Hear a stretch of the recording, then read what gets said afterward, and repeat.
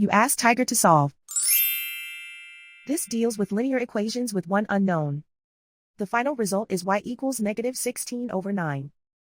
Let's solve it step by step. Simplify the expression. Multiply the coefficients. Expand the parentheses. Simplify the arithmetic. Multiply the coefficients. Group like terms. Combine like terms.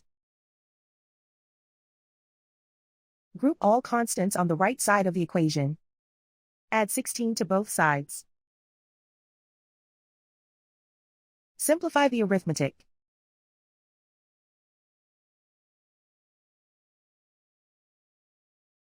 Isolate the y. Divide both sides by -9. Cancel out the negatives. Simplify the fraction. Move the negative sign from the denominator to the numerator. And so the final result is y equals -16/9.